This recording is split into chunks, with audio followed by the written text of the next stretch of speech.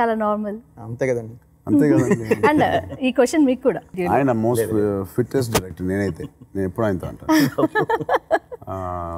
So ఆయన ఇంకోటి చెప్పంటే బోయపాటి గారి సెట్లో నాకు నచ్చింది మోస్ట్ డిసిప్లిన్ సెట్.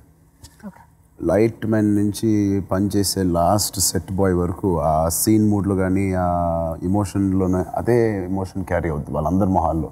మేము ఇక్కడ షూట్ చేస్తుంటే అక్కడ జోక్ చేస్తూ వెనకాల ఎవ్వరు కూర్చోరు. మిగతా సెట్లు అప్పుడప్పుడు చూస్తాం, బట్ ఈ సెట్లో అలా ఉంటుంది. Most discipline set. అది మా ఆర్టిస్ట్కి ఎంతో హెల్ప్ అవుద్ది. అండ్ అది బాగా మిస్ అవుతాను నేను బహుశా.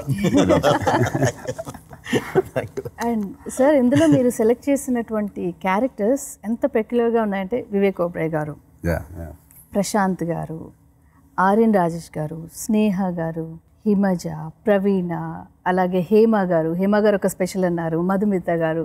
So choice of selection interesting అనిపించింది. ఇంట్రెస్టింగ్ అండ్ నిండుగా ఉంటుందండి సినిమా. అండ్ మంచి ఆర్టిస్టులు ఉన్నప్పుడు డైరెక్టర్ గారికి చాలా ఈజీ అయిపోద్ది ఎప్పుడైనా. ఆయన ఎంతో అనుకుని రాసిన సబ్జెక్టు ఇంత గుడ్ ఆర్టిస్ట్ ఎప్పటి నుంచో మనం చూసే ప్రశాంత్ గారు, స్నేహ గారు వీళ్ళందరూ ఉండేసరికి ఆయన జాబ్ ఈజీ అవడానికి అండ్ ప్లస్ ఆయన చెప్పింది ఎగ్జాక్ట్ కన్వే అవడానికి ఆయన పెట్టారు. అండ్ మా స్టార్ క్యాస్ట్ కూడా అంత బాగుంది. ఐఎమ్ సో లక్కీ ఇలాంటి ఒక స్టార్ క్యాస్ట్ రావడం అనేది. మెయిన్ అండి ప్రేక్షకులు కోరుకునేది కొత్తదనం.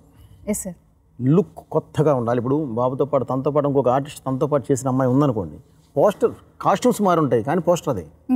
సో అలాగే క్యాస్టింగ్ కూడా చేంజ్ అవుతూ ఉంటాయండి. వచ్చే అంటే ప్రేక్షకుడు కోరుకునేదే కొత్తదనం. ఆ కొత్తదనం మనం చూపించగలగాలి ప్రతి దీనిలోనూ.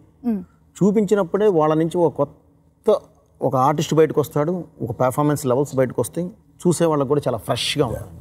ఆ ఫ్రెష్నెస్ కోసమే ఈ ప్రయత్నం. డైలాగ్స్ ట్రైలర్లో మీరు చెప్పిన ప్రతి డైలాగ్ కూడా ఎంత బాగుందో. ఇక్కడ కూడా సింహాన్ని వదలలేదనిపించింది. జనరల్గా టైటిల్స్లో మీరు సింహ పెడితే ఇక్కడ డైలాగ్లో సింహ. అండ్ మాటలు రత్నం గారు వారికి మీ సపోర్ట్ ఎంత ఉంది ఈ విషయంలో, డైలాగ్స్ విషయంలో? ఎప్పుడు మేము కలిసి నడుస్తామండి. కథలో ఆయన సపోర్ట్ ఉంటుందండి, డైలాగ్లో మా సపోర్ట్ ఉంటుంది. అట్లా అందరూ కలిసే చేస్తామండి అంతా. సో రత్నం గారి ప్రతి విషయంలోనూ ఆయన పార్ట్ ఉంటుందండి నా దగ్గర. ఓకే. సో అందుకని ఒక మంచి క్వాలిటీ ఉన్న డైలాగ్స్ కానీ ఏదైనా సరే వస్తాయండి. అండ్ మీరు ఒక మంచి కంపారిజన్ ఇచ్చారు సార్, సమర్థుడికి ఒక బాధ్యత. సమర్థుడు అని మీరు ఇచ్చే డెఫినేషన్ ఎలాంటిది? మన కళ్ళ ముందే ఉంది కదండి. ఆ రోజు కేటీఆర్ గారు ప్లస్ చరణ్ బాబు స్టేజ్ మీద ఉన్నప్పుడు ఆ సందర్భంగా అప్పుడప్పుడు అనిపించే మాట్లాడానండి. సో వేరే విధంగా కాదండి, కళ్ళ ముందు మీరు క్లియర్గా చూస్తున్నారు చిరంజీవి గారి దీన్ని ఆయన ఎలా తీసుకొని వస్తున్నారు స్టెప్ బై స్టెప్. అంటే ఒక్కసారి నేను మెగాస్టార్ గారు అబ్బాయి గారు ఎదగల అమ్మని వెళ్ళి పైన కూర్చోలేదండి. స్టెప్ బై స్టెప్ ఆయన ఎలా ఇది చేసుకుంటూ వస్తూ ఆయన వేసిన ఫౌండేషన్ జాగ్రత్తగా ఎలా కాపాడుకుంటూ వస్తున్నారు, ఆయన కూడా పొలిటికల్ ఎలా కాపాడుకుంటూ వస్తున్నారు. దాని రీత్యా చూస్తే గ్యారంటీ ఆయన ఎంత బాధ్యత మోస్తున్నాడో ఇప్పుడు నేను సినిమాలో అతనితో పాటు ట్రావెల్ చేసిన వాడిగా నేను చూశానండి. వాళ్ళ నాన్నగారు అంటే ఉన్న ఇదేంటి, దాన్ని ఎలా ఇది చేయాలని చెప్పి తను పడే తపన. సార్ 9 కల్లా అయిపోయేలా మనం చూద్దామండి. ఎందుకంటే ఎంతోమంది అభిమానులు ఎక్కడెక్కడి నుంచి వచ్చి ఉంటారు పాపం. చలి ఆ తర్వాత బయటికి వెళ్తే మనం వెళ్ళిపోతాం సార్ వెహికల్స్లో, కానీ బయట అందరూ పాపం వెహికల్స్ కోసమని లేదంటే బస్ కోసమని ఆటో కోసమని మంచులో వెయిట్ చేస్తారండి. 9 కల్లా కానీ ఇచ్చేద్దాం సార్ అని ఇదే లాంగ్వేజ్లో మాట్లాడాడు. సో అంతకన్నా ఇంకేం కావాలి? ఆయన ఓ బాధ్యతగా ఫీల్ అవుతున్నాడని చెప్పడానికి ఇది చాలా ఎగ్జాంపుల్, బెస్ట్ ఎగ్జాంపుల్.